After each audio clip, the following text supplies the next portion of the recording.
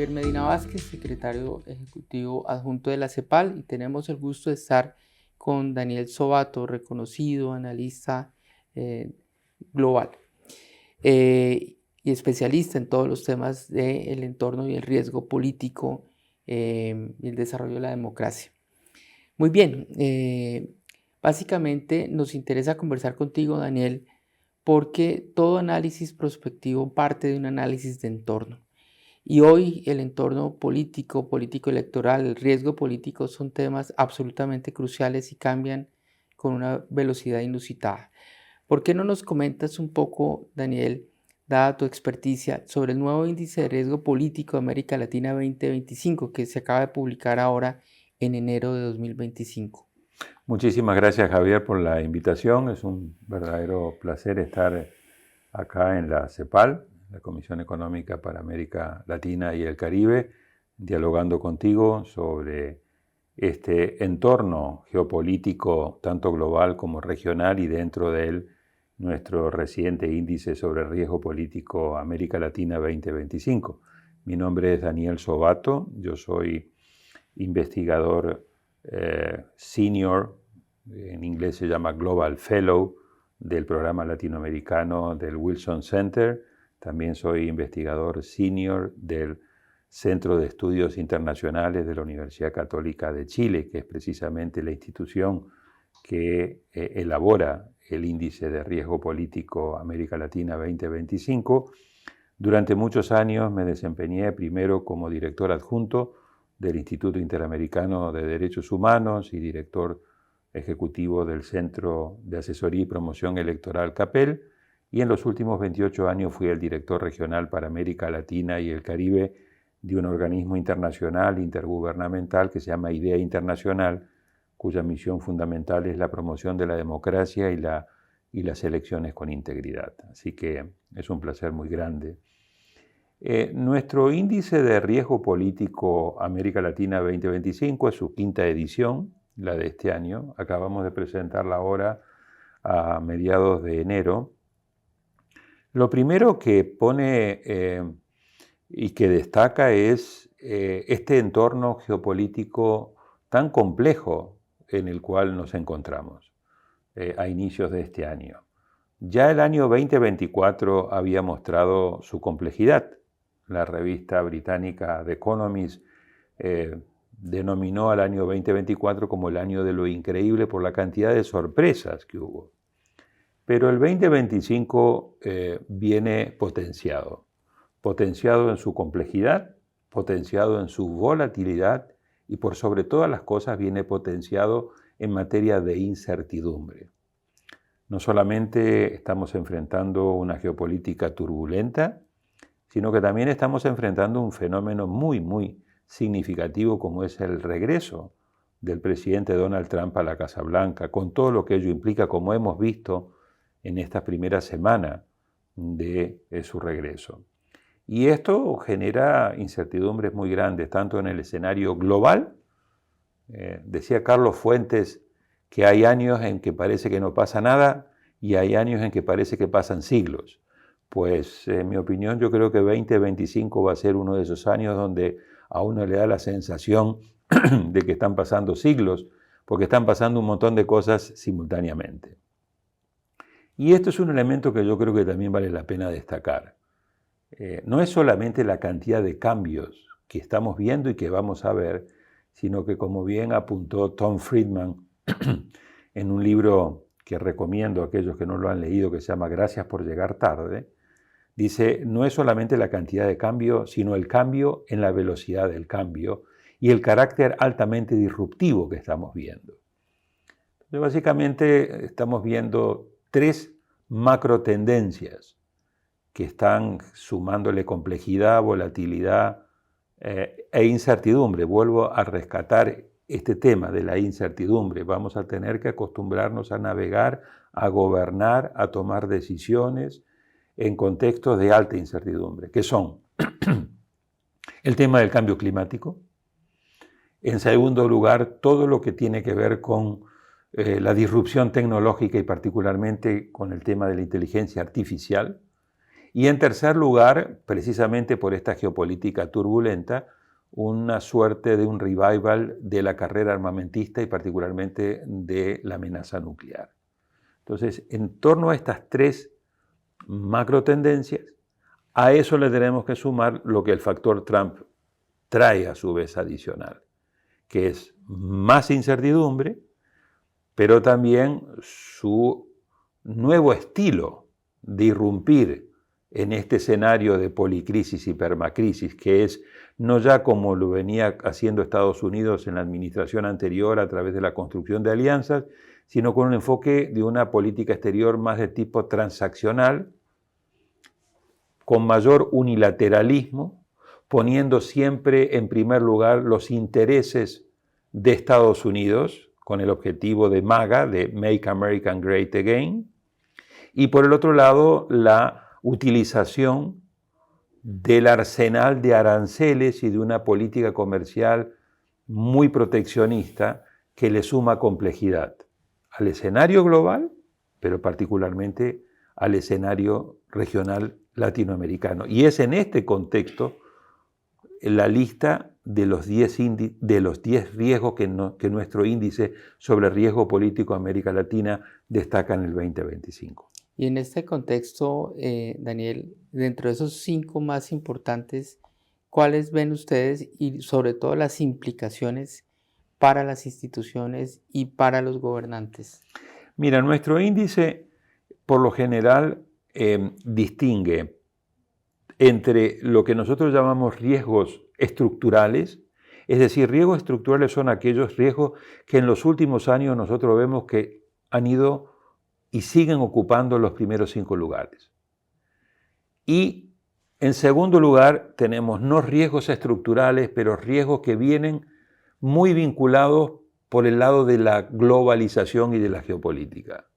Entonces, por el lado de los riesgos estructurales, 3 de los primeros 5 riesgos que ya han quedado en los últimos años siempre ocupando los primeros lugares tenemos el tema de la inseguridad, violencia y narcotráfico, que se ha posicionado en el primer lugar en los últimos años y que sigue estando ahí. Este era un riesgo que años atrás lo veíamos concentrado en algunos países de la región. Hoy ocupa el primer lugar en casi todos los países de la región. Tanto en los países que tradicionalmente se veían muy afectados con este tema, el caso de Colombia, el caso de Venezuela, en su momento, el caso de varios países de Centroamérica, el caso de México, hasta cierto punto ciertas zonas de Brasil, sino que ahora lo estamos viendo en Uruguay. O sea, en la reciente elección que tuvo Uruguay, el tema de la inseguridad, de la delincuencia, de los homicidios estaba en primer lugar. Lo vemos acá en Chile y lo vemos en Costa Rica. Es decir, en las 3 democracias de mejor calidad, de acuerdo a todos los índices, el tema de la inseguridad ocupa la primera prioridad. Entonces, nuestro índice de riesgo político lo pone en primer lugar, nuevamente. Segundo, tenemos la corrupción. Pero ya no es una corrupción coyuntural, sino que es una corrupción estructural, donde más allá de ciertos avances que se habían logrado en los años anteriores en la lucha contra la corrupción, en varios países estamos viendo de que esa lucha está retrocediendo y la región permanece estancada, de acuerdo al índice de percepción de corrupción de Transparencia Internacional, en un puntaje error del 42, 43, 44%. Ese índice de Transparencia Internacional, mientras más alto es el número, de 0 a 100, menos corrupto es el país. Mientras más bajo es el número, más corrupto es el país. América Latina está prácticamente por debajo del 50% y queda estancada ahí. Y lo mismo está pasando con la lucha frente a la corrupción, donde hay altísimos niveles de impunidad y eso está conectado con un fenómeno muy, muy complejo para la región, quizás el principal talón de Aquiles, que es la debilidad del Estado de Derecho y la fragilidad de la justicia en América Latina. En tercer lugar, el índice del 2025 coloca un fenómeno que claramente ha venido subiendo en importancia, que es el tema migratorio de los flujos migratorios y todo lo que tiene que ver con las deportaciones masivas. Un tema caliente en la agenda de América Latina y de la región, precisamente potenciado por la llegada del presidente Trump a la Casa Blanca el pasado 20 de enero, uno de sus principales prioridades precisamente el tema de la deportación masiva. Se habló de alrededor de 11 millones de inmigrantes que estarían en condiciones ilegales en Estados Unidos, y la repercusión que esto va a traer, que ya está trayendo. Acabamos de ver crisis de tensiones con el presidente Trump y el presidente Petro en Colombia, hemos visto las tensiones que hay entre el presidente Trump y la presidenta Sheinbaum en México, potenciales otras tensiones con otros países, sino la conexión también de este tema de migración con las remesas, porque muchos de los países de la región, particularmente Centroamérica y algunos otros, el tema de las remesas constituye una parte muy importante de los ingresos que esos países reciben. En algunos países de Centroamérica representa casi el 20% del Producto Interno Bruto. Así que ahí tenemos esos tres riesgos. Y luego tenemos en el cuarto lugar también un tema que se ha venido consolidando, que es todo lo que refiere a lo que nosotros llamamos la democracia sin delivery, es decir, la democracia que no tiene la capacidad de poder dar resultados oportunos y eficaces a las crecientes demandas ciudadanas, y eso está generando un doble efecto negativo. Por un lado, aumenta el nivel de insatisfacción con la democracia.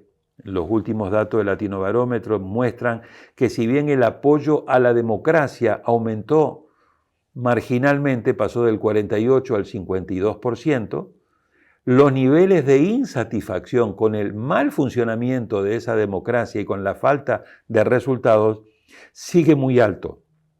Más de 2/3 partes de la población latinoamericana en la mayoría de los países dice: yo no estoy satisfecho cómo funciona la democracia. Y el segundo aspecto negativo que tiene la falta de resultados es que comienza a abrir la puerta a populismos autoritarios y a lo que yo he llamado la eficracia. Es decir, un sistema político que ofrece resultados, pero los ofrece haciendo un sacrificio importante o en materia de vigencia de derechos humanos, o debilitando el Estado de Derecho, o deteriorando la democracia. Entonces, ahí encontramos ese cuarto riesgo político, y en el quinto lugar está un riesgo que ha venido posicionándose incluso a nivel global. En el reciente informe de riesgo del World Economic Forum presentado en la reunión ahora de enero, se habla de que uno de los tres principales riesgos para el World Economic Forum de corto plazo es precisamente la desinformación o las fake news, muy potenciadas por el mal uso de las redes sociales y últimamente por el tema de la inteligencia artificial. Así que a nivel estructural tenemos esos 5 riesgos. Repito, empezamos por inseguridad, crimen organizado, narcotráfico, seguimos con el tema de corrupción, luego con el tema de flujos migratorios y deportaciones masivas, pasamos por el democracia sin resultados y creciente autoritarismo, y cerramos en el top 5 con el tema de la desinformación y las fake news. Y en los últimos 5, esos ya están conectados más con los temas de globalización y con los temas de geopolítica. Y esos, en el orden que nosotros lo ubicamos, es la amenaza y el riesgo de que haya persistencia inflacionaria en general, pero también podría venir, algunos dicen, por las medidas proteccionistas del presidente Trump, que podrían eventualmente generar un efecto de inflación en la economía de Estados Unidos que obligaría a la Fed a no seguir bajando la tasa de interés. Y esa combinación de persistencia inflacionaria con altas tasas de interés obviamente es un tema de mucho riesgo, sobre todo para países de América Latina que tienen niveles muy altos de endeudamiento, y eso hace que el servicio de la deuda con tasas de interés altos sea una parte muy importante del Producto Interno Bruto. En el séptimo lugar está el tema del agravamiento del cambio climático. El tema del agravamiento del cambio climático para una región como América Latina es de una importancia prioritaria, no solamente por todos los incendios y las inundaciones que hemos visto en América del Sur el año pasado a nivel mundial ha sido el año de mayor temperatura por encima promedio durante el año de 1.5 grados centígrados de la etapa preindustrial, sino que también hemos visto los huracanes y todas las otras tormentas tropicales, etcétera, en la zona del Caribe, y eso está generando migración de cambio climático y está generando castigos muy fuertes a la economía, tema turismo, por ejemplo, o en los temas de sequía, con los temas de incendios y de agricultura. En el octavo está el auge del proteccionismo, de lo que esto podría llegar a implicar. Como vemos, en varios de estos temas, el fenómeno Trump aparece de manera permanente. En el tema del cambio climático, acaba de tomar la decisión de retirarse nuevamente de los acuerdos de París. Y en el noveno y en el décimo lugar están la irrelevancia de América Latina como región, ha venido perdiendo perfil. La región tiene el 8% más o menos de la población, 660 millones, con el Caribe. En materia de seguridad es tremendo, porque con ese 8% nosotros tenemos casi el 33-35% de los homicidios a nivel mundial, pero a nivel económico representamos menos del 7% del Producto Interno Bruto mundial y representamos menos del 6% a nivel del comercio internacional. Entonces, es una región que a su vez, con los problemas que tiene en materia de sus procesos de integración, ha ido perdiendo relevancia, y en esta reconfiguración geopolítica y geoeconómica que estamos viendo, ojalá la región pueda articular y rearticular procesos de integración para reposicionarse no ya como una región que aporta problemas, migración, crimen organizado, drogas, etcétera, sino como una región que aporta soluciones al mundo. ¿Por qué? Porque tenemos materias primas, porque tenemos agua dulce, porque tenemos energía limpia, porque tenemos hidrógeno verde, porque tenemos minerales críticos que se utilizan para todo lo que es la transición energética, entre ellos el litio, etc. Y además porque tenemos oportunidades en la reconfiguración de las cadenas globales de valor de nearshoring y friendshoring. Así que es mucho lo que la región puede aprovechar en términos de ventana de oportunidad para combatir esta irrelevancia regional creciente, pero eso va a requerir de un esfuerzo enorme del liderazgo político y para ir introduciendo ya el tema de que este liderazgo pueda gobernar con instrumentos como es gobernanza anticipatoria. Y finalmente el último riesgo es la escalada de conflictos que estamos viendo. Empezamos este año con los 3 principales conflictos no resueltos. Ahí está Ucrania, ahí está Gaza, Medio Oriente, y ahí está Sudán. Pero hay otros casi 60 conflictos abiertos en el mundo, y esto es precisamente lo que América Latina podría volver a aportar. Somos una región sin armas nucleares y somos una región totalmente pacífica en materia de los conflictos entre países. Tenemos mucha violencia al interior de los países, pero no tenemos ningún conflicto activo entre países. Todos estos son elementos muy importantes que la región debería aprovechar. Bueno, muy bien. En ese contexto, Daniel, nos estás diciendo varias cosas importantes. Una relevante cuando se trata de mirar hacia el largo plazo, que la gente suele mirarla como si cada año fuera igual, bajo la idea del cronos, donde un minuto es igual a un minuto, una hora es igual a una hora, un día es igual a un día. Pero lo que nos estás diciendo es que la vieja concepción griega del tiempo del kairos, o sea, lo que pasa durante ese minuto, esa hora, ese día, va a estar mucho más cargada. Este año equivale a muchos años, a un siglo de lo de antes, como decía la frase. Pero ahí viene el problema, cómo gestionar ese cambio, porque la consecuencia más importante de lo que nos estás diciendo es, continúa el ciclo, las 3 trampas que nosotros decimos en CEPAL: bajo crecimiento, alta desigualdad, baja gobernanza y débiles capacidades institucionales. Entonces, en un momento del partido donde van a pasar muchas cosas, tenemos riesgos en el desarrollo de las capacidades para abordar esa cantidad mayor de cambios y esa cantidad mayor de inestabilidad y de tipos de inestabilidad. Entonces, ¿por qué no reflexionas un segundo sobre este tema de las capacidades institucionales que requerimos para gestionar el cambio? Correcto. Antes de ir ahí, y no es para abusar ni agobiar a quien vea esta entrevista, pero creo que tenemos que complejizar aún más el escenario regional. Porque además de estos 10 riesgos y además del contexto geopolítico, geoeconómico, de reconfiguración, de policrisis y permacrisis a nivel global, en América Latina tenemos que agregarle otros elementos que complican aún más. Que es el cambio del mapa electoral.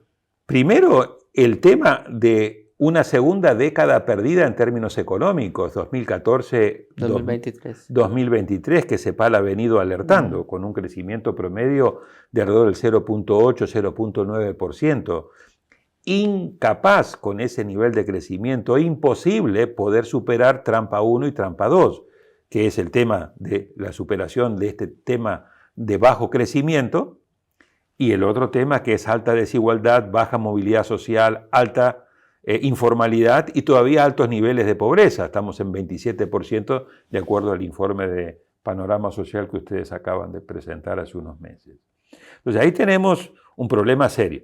La proyección de crecimiento para el año 2025 es de nuevo muy preocupante. De acuerdo a CEPAL, 2.4%, de acuerdo al Banco Mundial, Fondo Monetario, 2.5%, por debajo del 3.2% que va a crecer la economía mundial, que a su vez no está creciendo como debería crecer. Es decir, con estas tasas de crecimiento mediocre, estoy hablando a nivel promedio regional, hay un alto nivel de heterogeneidad en la región en materia de crecimiento, pero con estos niveles de tasa de crecimiento promedio regional del 2.4-2.5%, va a ser imposible que escapemos de trampa 1 y trampa 2. Y de trampa 3, que es el tema de una gobernabilidad frágil y una debilidad en las capacidades institucionales y una debilidad institucional, entonces ahí tenemos serios problemas, porque yo creo que mientras no mejoremos esa capacidad, mientras no tengamos un fortalecimiento de la gobernanza y un fortalecimiento de la institucionalidad, nosotros somos una región que queremos avanzar en materia de un desarrollo inclusivo, verde y digital, pero queremos avanzar en democracia, no queremos avanzar en un esquema de autoritarismo. Mientras no avancemos en ese aspecto, va a ser muy difícil que podamos tener tasas de crecimiento económico y que podamos reducir desigualdad y que podamos reducir informalidad y que podamos crear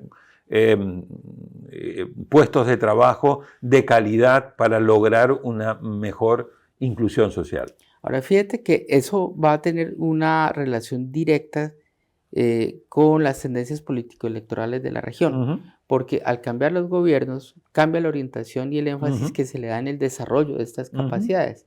Hay gobiernos que desmantelan capacidades, otros que construyen capacidades, otros que renuevan, pero en el momento del partido que más necesitamos y mejores capacidades necesitamos, pues puede haber un vaciamiento de capacidades. ¿Cómo es esto, Daniel? Bueno, totalmente de acuerdo. En el año 2025 va a iniciar un nuevo superciclo electoral. La región acaba de cerrar un superciclo electoral que fue del año 2021 al año 2024.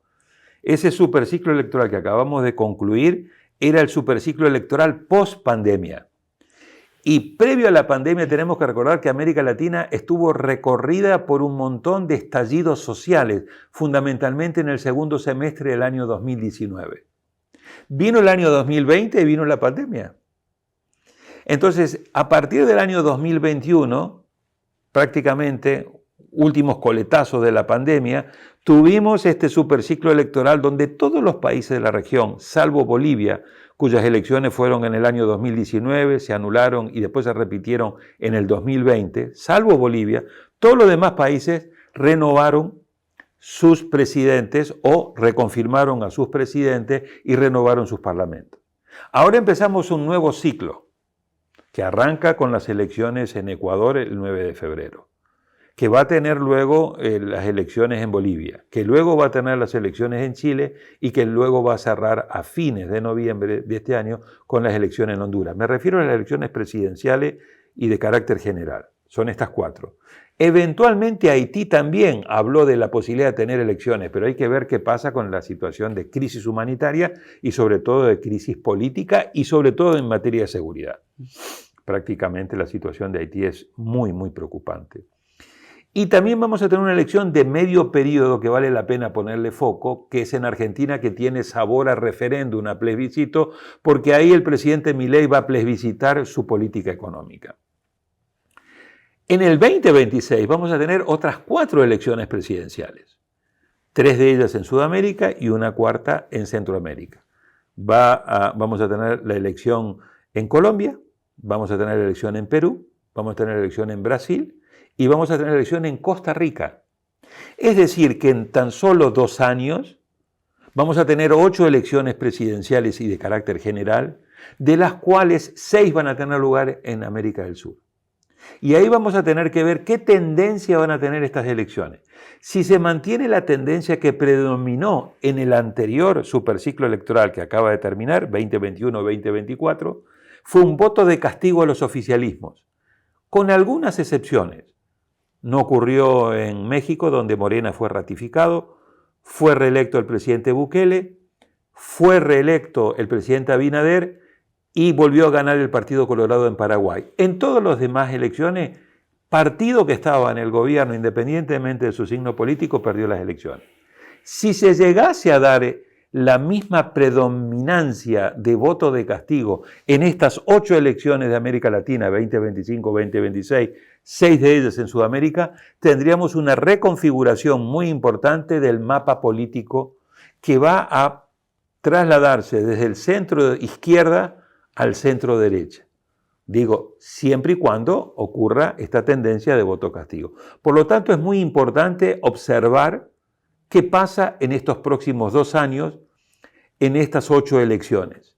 Y esto nos lleva al tema central tuyo, que es, bueno, lo que estamos viendo en América Latina es que muchas veces, no en todos los casos, pero en la mayoría de los casos, si el partido que viene es el partido de oposición y de acuerdo a la tendencia predominante del voto de castigo hay más alternancia que continuidad, por lo general hay discontinuidad de las políticas y entonces encontramos esto que yo he llamado el Sísifo electoral. Es decir, países que vuelven a subir la piedra, o sea, vuelven a construir capacidades, y países que se les cae la piedra, comienzan a debilitar o a interrumpir o a debilitar todo el tema de las capacidades construidas o directamente a desmantelar. Y eso obviamente genera un stop and go que evita que los países puedan tener gobiernos con instrumentos de gobernanza no solamente anticipatorias, sino visiones estratégicas de países y políticas de corto, mediano y largo plazo para poder insertarse estratégicamente, no solamente en el ámbito regional, sino también en un ámbito global. Entonces, si hiciera una gran síntesis, nos estás comentando, Daniel, muchos elementos importantes. Uno, que el mal gobierno o el gobierno incapaz de entregar soluciones es castigado. Hay un voto castigo inmediato, ¿cierto? O con una gran probabilidad de cuestionar el poder establecido. O sea, el poder establecido tiene que servir para un bien común, si no, tiene voto castigo inmediato, número 1.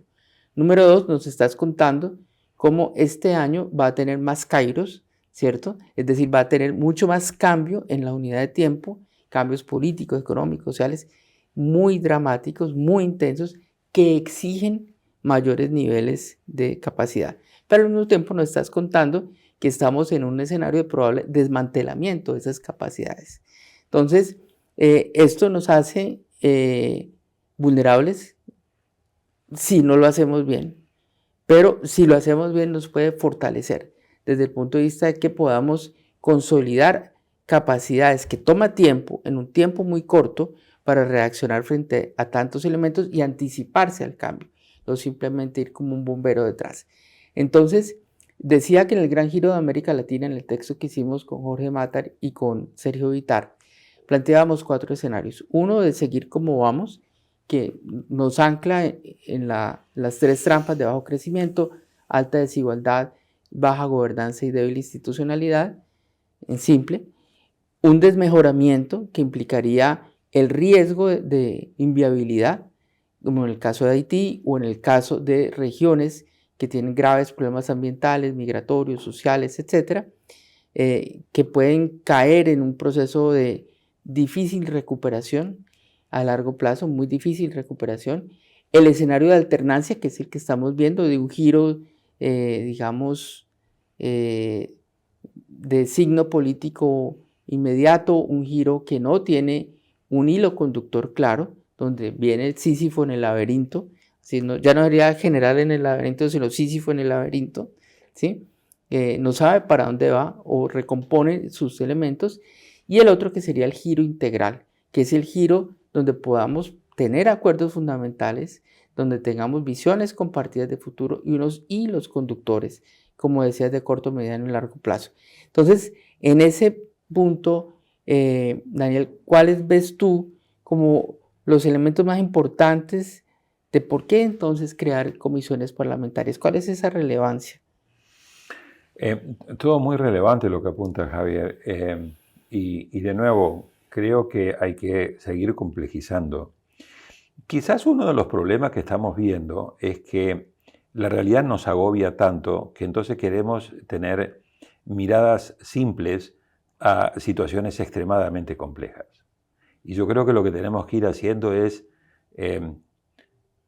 ir complejizando nuestros marcos conceptuales, porque la realidad es extremadamente compleja. Y no solamente compleja, es muy incierta. Entonces tenemos que ser conscientes de que vamos a tener que seguir navegando en situaciones de alto nivel de incertidumbre, de altísima volatilidad, con la irrupción de esto que señalaba yo citando a Tom Friedman, de no solamente muchos cambios, sino un cambio en la velocidad del cambio, esta aceleración del cambio, y a su vez los caracteres marcadamente disruptivos. El tema de la inteligencia artificial es un claro ejemplo. O sea, estamos entrando a lo que muchos llaman riesgos existenciales.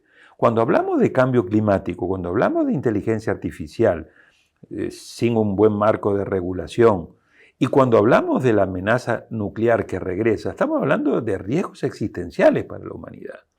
Y eso lo tenemos que, a su vez, analizar en el marco de un escenario internacional donde el multilateralismo está crecientemente debilitado y la gobernanza mundial se ha venido debilitando, donde la diplomacia está en retirada y lo que está prevaleciendo es esta suerte de diplomacia de machos alfa y de exceso de testosterona, donde acá los que tienen más fuerzas tratan de imponer su voluntad y sus intereses, y los que tienen menos fuerza y están más débiles se las tienen que aguantar. Entonces, estamos entrando en una situación extremadamente compleja y mi invitación es a complejizar nuestros marcos conceptuales, nuestros marcos analíticos, nuestras teorías, porque la realidad no se va a entender con una mirada simple, superficial. Lo segundo tiene que ver con el tema, en el caso de América Latina, de que a su vez tenemos todos, aunque hay diferencias, pero todos son sistemas presidenciales. Y por lo tanto tenemos un ejecutivo que tiene su legitimidad de origen en paralelo a la legitimidad de origen del Congreso. No es un sistema parlamentario donde el Ejecutivo sale del Congreso. Esto es, yo elijo un presidente por 4 años, 5 años o 6 años y elijo un Congreso y lo renuevo cada 2 años o 3 años, dependiendo. Pero cada uno tiene su propia legitimidad. Es cierto de que en algunos países el Ejecutivo puede cerrar al Congreso bajo ciertas condiciones. Es cierto que el Congreso, bajo ciertas hipótesis, puede hacerle un juicio político y sacar al presidente.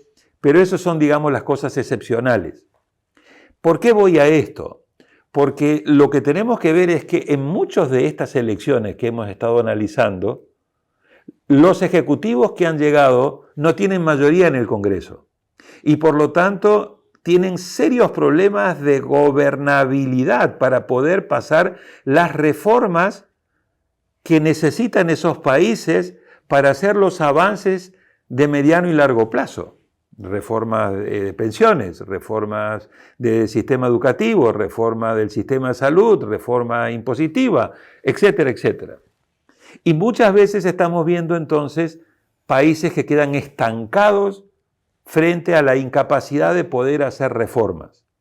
Pero también para el tema de gobernanza anticipatoria es un tema muy importante ser consciente que nuestros sistemas son sistemas presidenciales, porque si vamos a poner unidades de gobernanza anticipatoria, es importante que no solamente la pongamos en el ámbito del Congreso, sino que también la pongamos en el ámbito del Ejecutivo. Y lo ideal sería que estas unidades, divisiones, comisiones de futuro del Congreso trabajen de manera sinérgica con las comisiones de futuro del Ejecutivo.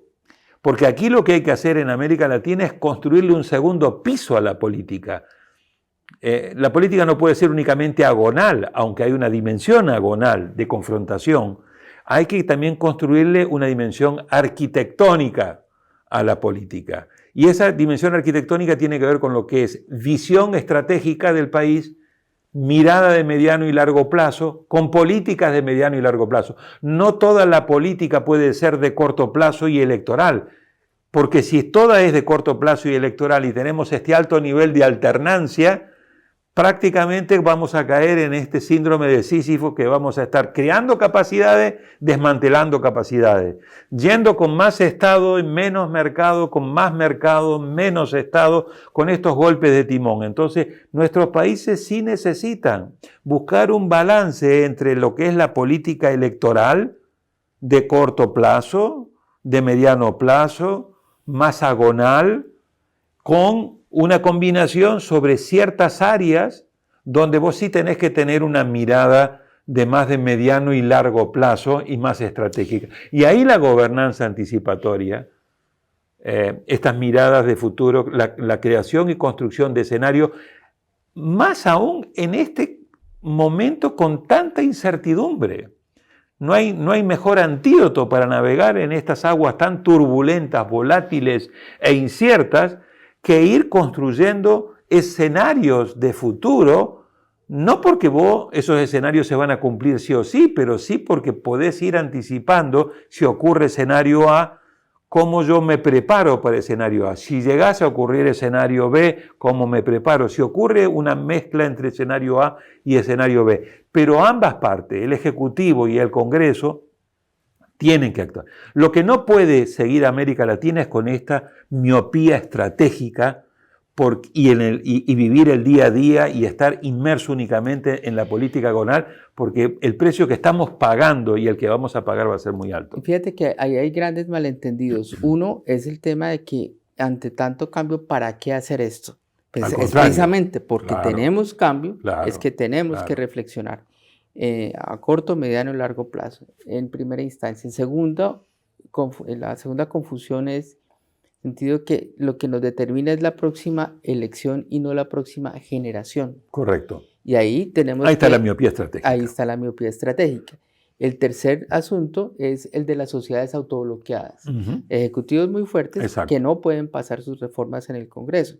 Entonces, yo diría, o ejecutivos muy fuertes, que son la excepción, que tienen mayoría en ambas cámaras, o mayoría si es unicameral, o ejecutivos que supuestamente piensan que son fuertes, pero que son débiles porque no tienen mayoría en los congresos y que por lo tanto no pueden pasar reforma. Porque esta es otra de las cosas que estamos viendo en América Latina, Javier.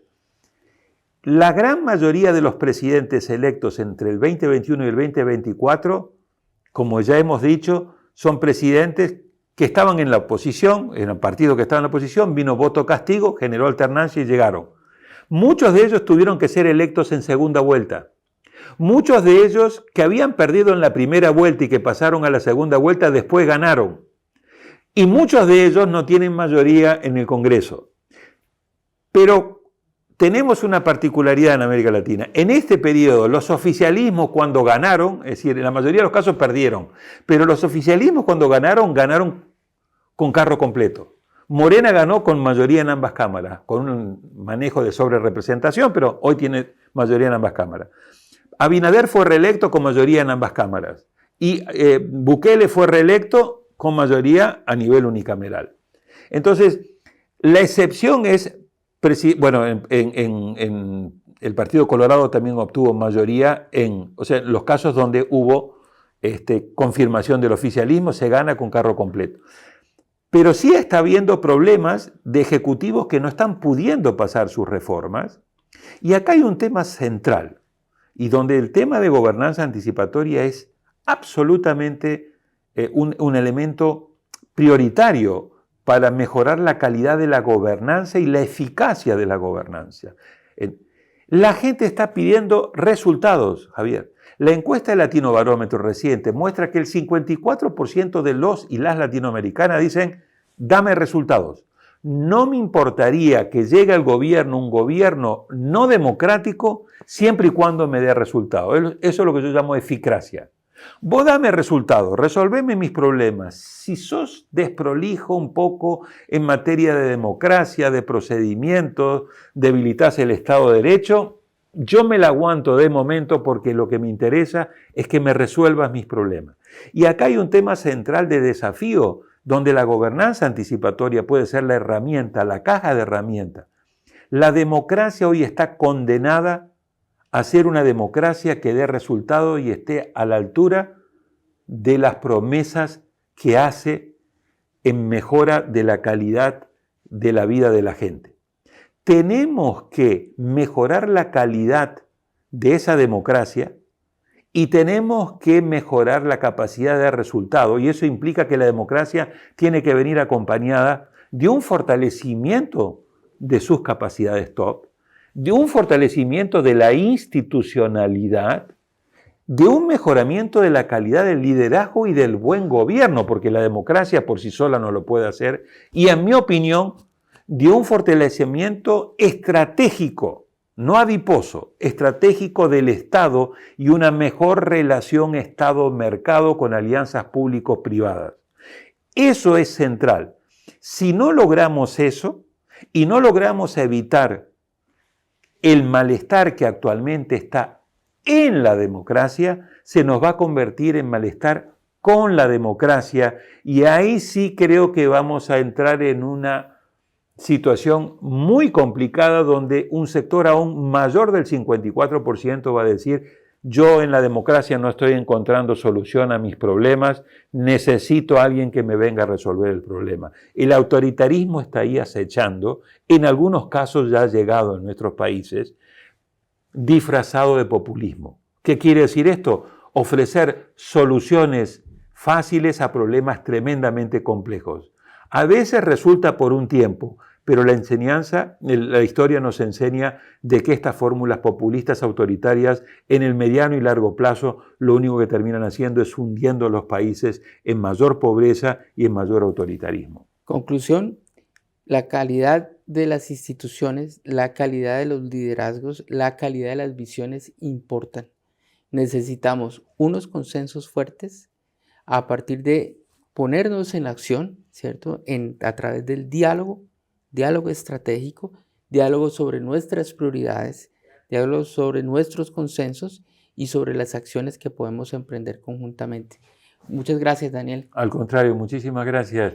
Disfruté mucho esta conversación, así que muchísimas gracias por la invitación y a su vez volver a reiterar, apostarle al tema de este trabajo estupendo que viene haciendo CEPAL bajo tu liderazgo en materia de esta red de comisiones de futuro y vuelvo a decir, creo que en sistemas presidenciales hay que irlos complementando con comisiones de futuro también en el Ejecutivo para que ambos, desde el Congreso y desde el Ejecutivo, trabajen de manera sinérgica y armónica. Necesitamos una democracia de calidad.